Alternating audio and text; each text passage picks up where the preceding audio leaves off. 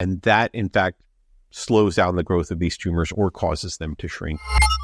Some of the hacks or mechanisms of action, which is the lingo that I use, that I think have been focused on over the last 10 years or so of drug development that we've now seen some success with, have been signal transduction inhibitors, things that block catalytically active enzymes that signal growth in the cell. For low-grade glioma, BRAF mutations and fusions have been identified over the past 15 years as common. About 70% of patients have them. And now we've got good targeted therapies that bind to those mutant proteins or those gene fusions and shut off signaling.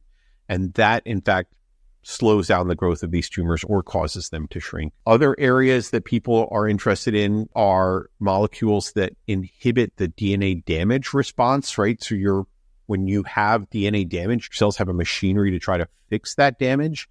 And if they can't fix that damage, then cells get shunted down apoptosis, programmed cell death.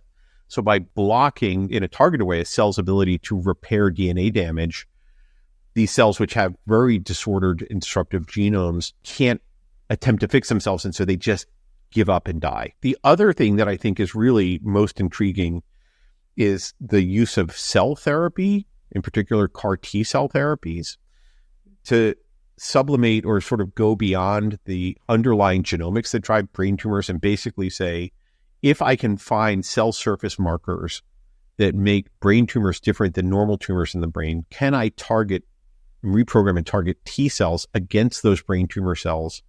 And you might say, well, how do you get those T cells into the brain? And the nice thing is we have ways of directly putting them in there. You can put what's called an Ommaya reservoir in, which is basically a portacath with a tube into one of your lateral ventricles, and you can pump those cells in and they will go on their own. They're hunter killers, and they do provide immune surveillance over time and the ability to go and, in theory, hunt down micrometastatic disease within the brain.